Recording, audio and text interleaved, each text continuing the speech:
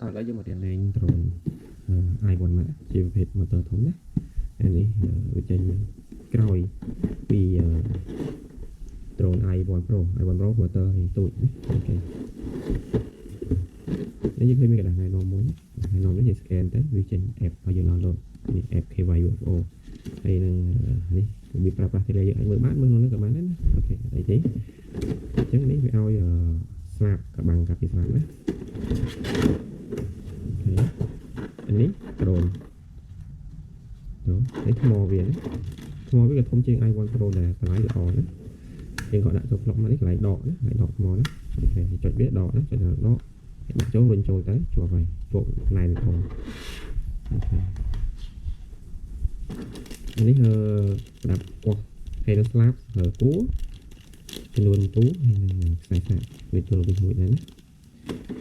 នេះកន្លែងដាក់ទូរស័ព្ទដាក់ទូរស័ព្ទនេះដកនេះណាអូខេថតទៅចូលទៅហើយដាក់ទូរស័ព្ទយើងណា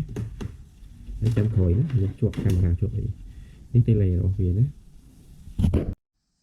អញ្ចឹង tele វាយើងដាក់ថ្មទូចៗយើង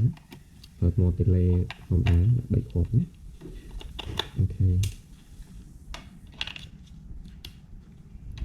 ចឹងស្មាតសកូនេះខ្ញុំអត់ដាក់ទេខ្ញុំអត់ដាក់ឲ្យទេមានន័យថាអត់រៀបដាក់ឲ្យនៅដល់ខាត់ពេលចឹងណាជឿដាក់ចឹងហើយយើងដាក់ខ្លួនឯងទៅណាចឹងយើងចុចប៊ូតុងបើកមកដ្រូនហ្នឹងយើងបើកអូខេទៅជាប់មកអូខេចឹងវាដំណើរការហើយចឹងយើងបើក tele យើងបើក tele ខ្វាច់មកចឹងលើវាញ៉ែហ្នឹងអត់ទាន់ស្គាល់គ្នាទេណាចឹងយើងមកយ៉ាងលើទីមកក្រោមចឹងស្គាល់គ្នាចឹងដ្រូនយើងមុនបង្ហោះគឺយើងត្រូវការ reset ណា reset ពី3មកទាញឲ្យចេញក្រៅចឹងណា1 2 3ចឹងណាហើយតាមហ្នឹងទៅហើយជាប់ចូលទៅអូខេជាមុនលេងយើងចឹងនេះប៊ូតុងឥឡូវយើងរកពីប៊ូតុងនេះធម្មតាយើងលេងទៅបានទៅមុខចេះជាងចឹងអានេះសម្រាប់រុញទៅមុខណាទៅក្រោយអត់ទៅឆ្វេងទៅស្ដាំណាស្ដាំទៅឆ្វេងចំពោះប៊ូតុងដៃខាងនេះសម្រាប់យើងរុញឡើងវាអាចឆេះណាឃើញឆេះទាញខុសរត់តែបើយើងរុញឡើង2ដងរុញឡើងហើយយើងរុញឡើងទៀតវានឹងហោះឡើងណាវានឹងហោះឡើងតែម្ដងនេះប៊ូតុងលបឿនយើងចុចទៅលឺសំឡេងហើយលើ2ទៀតគឺលេខ2 3ទៀតគឺលេខ3ណាធម្មតាគឺលេខ1បើកដំបូងគឺលេខ1ហើយនេះប៊ូតុងស្រែកកាមេរ៉ាឡើងចុះណាស្រែកកាមេរ៉ាចុះយើងមើលកាមេរ៉ាអូខេអូខេស្រែកកាមេរ៉ាឡើងចុះអូខេចឹងប៊ូតុងកន្លែងនេះមានសញ្ញាយើងមើលដែរណានេះប៊ូតុងហោះឡើងណាហោះឡើងយើងចុចបំផក់ទៅវានឹងហោះឡើងហើយនឹងកម្ពស់មួយដែលវានេះវាឈប់លើឯងហើយកម្ពស់យើងអាចជាងនេះវាឈប់លើឯង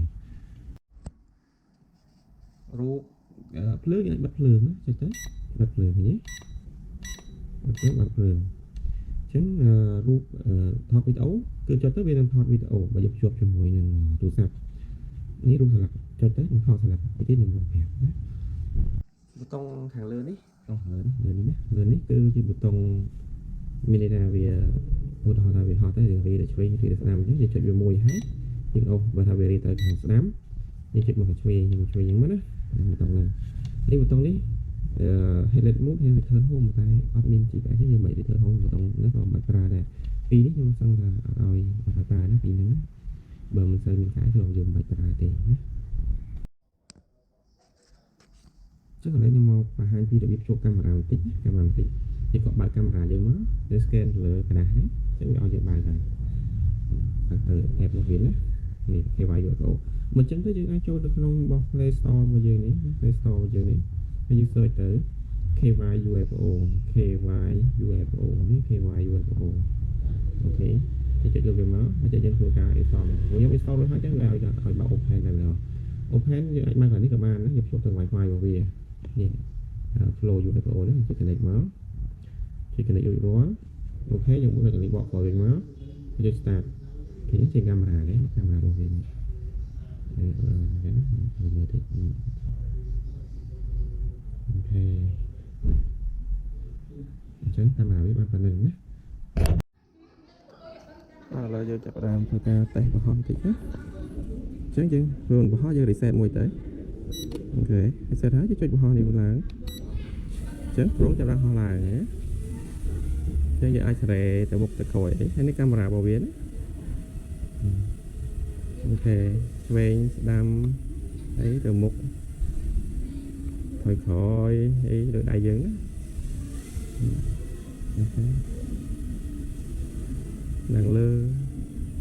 chụp hôm cái chắc cô về năm nhưng mà thời nhớ nữa ông ấy bà lên thế rồi nữa chán việc gì mà khỏi quá giờ cho chắc để cho mớ